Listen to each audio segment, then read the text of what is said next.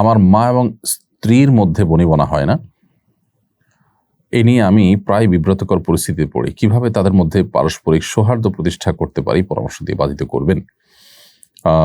প্রিয় দর্শক, মা এবং স্ত্রীর মধ্যে যখন বনিবনা হয় না, তখন আসলে ছেলেদের জন্য, স্বামীর জন্য, স্বামী হিসাবে ছেলেদের জন্য অনেক কঠিন পরিস্থিতির মুখোমুখি হতে হয়। অনেকটা পাটা পুতুর ঘষাঘষিতে যেরকম মরিচ বা অন্যান্য জিনিসপত্র যেগুলো আমরা বেটে থাকি, সেগুলোর অবস্থা যেরকম কাহিল থাকে, ঠিক একই রকম অবস্থা ছেলেদের হয়ে থাকে। তো এইরকম পরিস্থিতিতে আমরা সবসময় বলি যে উভয় পক্ষের হক এবং অধিকারগুলোর সর্বাগ্রে আমাদের জানা কর্তব্য। স্ত্রীর হক কি, মায়ের হক কি, সেটা আমাদের জানতে হবে। একজনের দিকে আমি টানতে গিয়ে যদি অন্যজনের প্রতি অবিচার হয়, অন্যজনের হক যদি নষ্ট হয়, তাহলে সেটা ভুল হবে এবং সঠিক কাজ হবে না। তো এই জন্য সবার হক এবং সবার প্রাপ্যগুলো আমাদেরকে আগে ভালো করে জানতে হবে। দ্বিতীয়ত যে কাজটি করতে হবে তা হলো মা এবং স্ত্রী উভয়ের কাছেই যথাসম্ভব চেষ্টা করতে হবে তাদের পারস্পরিক বনিবনা না হওয়ার বিষয়গুলোকে সমন্বয় করার চেষ্টা করতে হবে এবং মায়ের কাছে স্ত্রীর কাছে মায়ের হয়ে লড়াই করার প্রবণতা এটা দেখানো যাবে না। বিশেষ করে অনেকে আছেন যে স্ত্রীর কাছে গিয়ে যখন তিনি স্ত্রী মায়ের ব্যাপারে কিছু বলেন, তখন মায়ের হয়ে স্ত্রীর সাথে লড়াই করেন, আবার মায়ের কাছে যখন যান তখন স্ত্রীর হয়ে মায়ের কাছে লড়াই করেন, উভয়ের কাছে তখন তিনি খারাপ হন। বরং যথাসম্ভব তাদের কথাগুলো শুনতে হবে, মনোযোগ দিয়ে আমলও নিতে হবে এবং যদি তারা কোনো ভুল ধারণার মধ্যে থাকে একজন অপরজনের প্রতি, তাহলে সেটাকে খুব বিনয়ের সাথে সম্ভব হলে বোঝানোর চেষ্টা করতে হবে। আর যদি মনে হয় যে বোঝালে হিতে বিপরীত হবে, তাহলে চুপচাপ থেকে প্রয়োজনে কোনো রকম সায় দিয়ে অন্য কাউকে দিয়ে বোঝানোর চেষ্টা করতে হবে।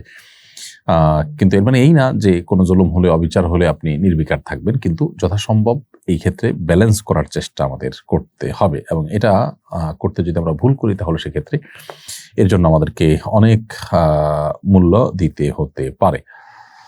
এরপরে প্রশ্ন হলো, আমাদের ইউটিউব চ্যানেল থেকে একজন প্রশ্ন করেছেন, মেয়ের বয়স 12 বছর, তবে বালেগ হওয়ার অন্য লক্ষণ তথা শারীরিক পরিবর্তন দেখা গেলেও পিরিয়ড হয়নি, তার ক্ষেত্রে শরীয়তের বিধান প্রযোজ্য হবে কিনা? দেখুন, ছেলে বা মেয়ে উভয়ের প্রাপ্তবয়স্ক হওয়ার ক্ষেত্রে মূলনীতি হলো যে শারীরিক কাঠামোতে বালেগ হওয়ার যে আলামতগুলো আছে সেগুলো বা লক্ষণগুলো আছে, সেগুলো দেখা গেলে তারা প্রাপ্তবয়স্ক হিসাবে বিবেচিত হবেন, তাদের বয়স যাই হোক না কেন। নানা কারণে, বিশেষ করে সেক্সুয়াল বিষয়গুলোতে যে আপনার পশ্চিমা পৃথিবীর যে বিশেষ এজেন্ডা আছে, আমাদের দেশের এনজিওগুলো যে এজেন্ডা আছে, এগুলোর কারণে মেয়েরা এখন অনেক আগে থেকে তারা প্রাপ্তবয়স্ক হয়ে যাচ্ছে। তো যাই হোক, ছেলে এবং মেয়েদের প্রাপ্তবয়স্ক হওয়ার যে লক্ষণ আছে, বালেগ হওয়ার যে লক্ষণ আছে, শরীয়তের দৃষ্টিকোণ থেকে সেই লক্ষণগুলো পাওয়া গেলেই তাদেরকে বালেগ ধরা হবে। যেমন ছেলেদের ক্ষেত্রে দাড়ি গজানো, স্বপ্নদোষ হওয়া ইত্যাদি। মেয়েদের ক্ষেত্রে আপনার পিরিয়ড বা মাসিক শুরু হওয়া, অথবা আপনার স্বপ্নদোষ হওয়া, কিংবা শরীরের কাঠামোতে প্রাপ্তবয়স্ক নারীর মতো পরিবর্তন আসা, এর কোনোটি আসলেই কিন্তু তিনি প্রাপ্তবয়স্ক হিসেবে বিবেচিত হবেন। এর বাইরে যদি এই আলামতগুলো, চিহ্নগুলো, লক্ষণগুলো দেখা না যায়, অথচ তার বয়স 15 হয়ে যায়, তাহলে সেক্ষেত্রে তিনি অবশ্যই বালেগ হয়ে যাবেন। তো লক্ষণ পাওয়া গেলেই তিনি প্রাপ্তবয়স্ক হবেন। বয়স 12 কি 11 সেটা বিবেচ্য নয়। লক্ষণ যদি পাওয়া না যায়, তাহলে সর্বশেষ সীমানা হলো 15 বছর। আমার মা ইঁদুর মারার জন্য রাতে যন্ত্র পেতে রাখেন, সকালে উঠে আটকে পড়া ইঁদুরগুলোকে পানিতে চুবিয়ে মারেন, এটা জায়েজ হচ্ছে কিনা? দেখুন, ইঁদুর মারা মৌলিকভাবে নাজায়েজ কাজ না। যদি ইঁদুর আমাদের উপদ্রবের কারণ হয়, আমাদের ফল ফসল ক্ষতি করে, বাসা বাড়িতে ডিস্টার্বের কারণ হয়, তাহলে তাদেরকে মারাটা নিষেধ নয়, কিন্তু নির্মমভাবে মারাটা নিষেধ। অতএব ইঁদুর মারতে গিয়ে আপনার মা যে প্রক্রিয়া অবলম্বন করছেন, যে পানিতে চুবিয়ে মারছেন, এটা অবশ্যই নির্মমভাবে হত্যা করা। নবী করিম সাল্লাল্লাহু আলাইহি ওয়াসাল্লাম বলেছেন, ইন্নাল্লাহা কাতাবাল ইহসানা আলা কুল্লি শাই, আল্লাহ তাআলা প্রত্যেকটা বস্তুর প্রতি ইহসান করাটাকে ফরজ করে দিয়েছেন। ফাইদা যাবাহতুম ফাহসিনু যিবহাতা ওয়া ইযা কাতালতুম ফাহসিনুল কিতলাতা, যদি তোমরা কোনো পশু জবাই করতে হয়, যুদ্ধক্ষেত্রে কোনো শত্রুপক্ষকে হত্যা করতে হয়, বিচারিকভাবে হত্যা করতে হয়, তাহলে সেক্ষেত্রে তোমরা ইহসান করবে, অর্থাৎ অনুগ্রহ করবে।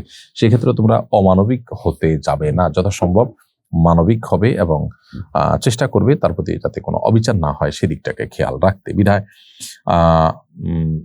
যেখানে যে কষ্টটা না দিলেই চলে, সেভাবে কষ্ট দিয়ে আপনার কোনো প্রাণীকেও হত্যা করা জায়েজ নাই। সেজন্য এভাবে পানিতে চুবিয়ে আপনার এই আপনার ইঁদুরকে মারা জায়েজ নাই। আপনি বিষ প্রয়োগ করলেন, কোনো যদি এক আঘাতে মেরে ফেললেন, এই জাতীয় কোনো প্রক্রিয়া আপনি অবলম্বন করতে পারেন।